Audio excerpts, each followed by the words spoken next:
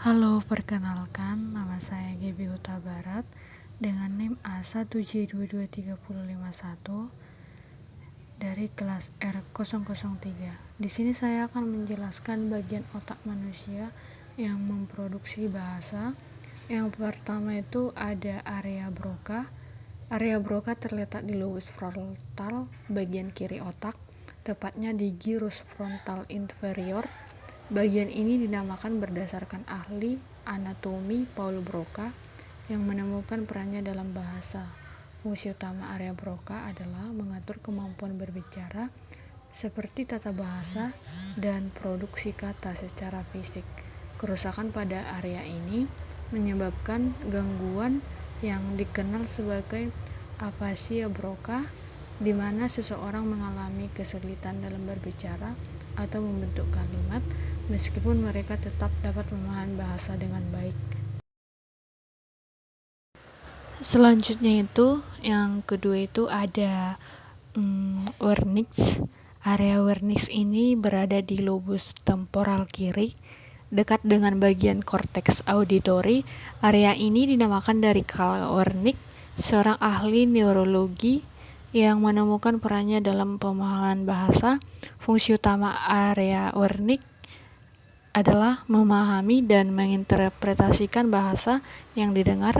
Jika area ini rusak, seseorang akan mengalami afasia Wernicke, di mana mereka dapat berbicara dengan lancar tetapi sering menghasilkan kata-kata yang tidak masuk akal atau tidak relevan, serta mengalami kesulitan memahami bahasa. Yang ketiga itu ada gyrus supramarginal agular.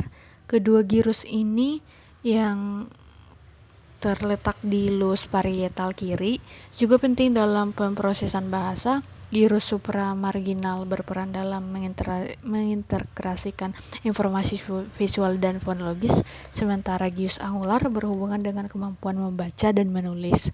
Jadi kedua bagian ini bekerja sama, area Broca dan Wernicke, dalam pemahaman dan produksi bahasa serta pengelolaan simbol-simbol tulisan. Kemudian yang keempat itu ada fasciculus arcuate.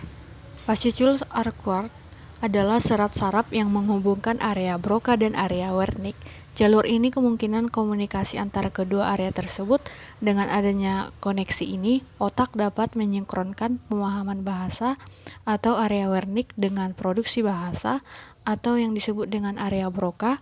Kerusakan pada fasciculus arcuate dapat mengganggu kemampuan seseorang untuk mengulang kata atau kalimat yang didengar, meskipun kemampuan berbicara dan memahami bahasa masih ada. Selanjutnya itu ada yang kelima, yaitu korteks auditori. Korteks auditori ini yang dimana terletak di lobus temporal, yaitu memproses informasi suara dan merupakan langkah awal dalam pemahaman bahasa lisan. Korteks ini menerima sinyal suara dan mengirimkannya ke area Wernicke untuk diinterpretasikan sebagai bahasa. Dengan demikian, korteks auditori ini adalah pintu masuk bagi otak untuk memahami suara bahasa. Dan yang terakhir itu ada yang keenam, yaitu lobus frontal.